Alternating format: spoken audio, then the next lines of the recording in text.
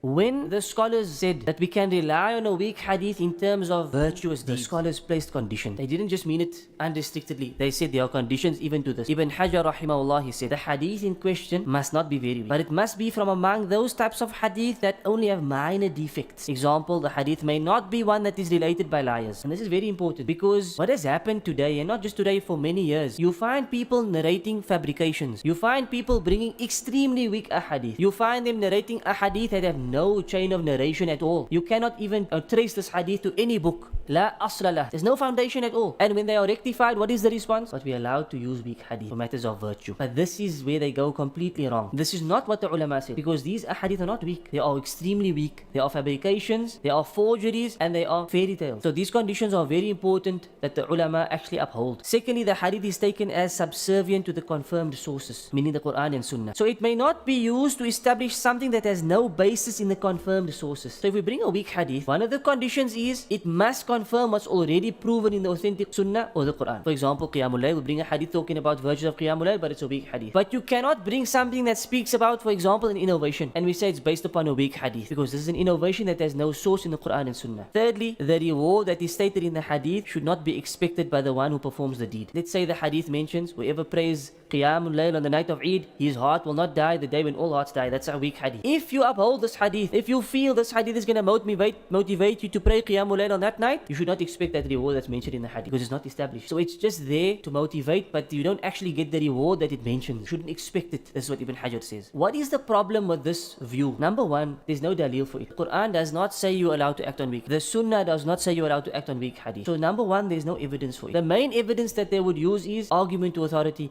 No, but Imam Nawawi said so, Imam Ibn Hajar said so, Ibn Taymiyyah said so, this one said so, this one said so. Quoting a list of ulama is not proof. It's not an evidence. Secondly, this viewpoint is not practical, and most do not stick to the conditions either due to ignorance or due to evil intentions. Most people, they will not stick to the conditions that are mentioned, so it's not practical. And so you find it opening the door to many innovations, many bid'ah. If it opens the door to many beliefs that are not based upon the Quran and Sunnah. And thirdly, it opens the door to fabrication. People start to quote anything because the door's been opened, you're allowed to open up to weak hadith. Fourthly, people become lax when it comes to the narrating hadith. You find anyone quoting a hadith, a whole book full of weak hadith, because of this notion that we're allowed to use weak hadith. And so nobody wants to distinguish between authentic and weak anymore. Why? We're allowed to use weak hadith. So there's a number of issues that have come up with this view that we are allowed to use weak hadith.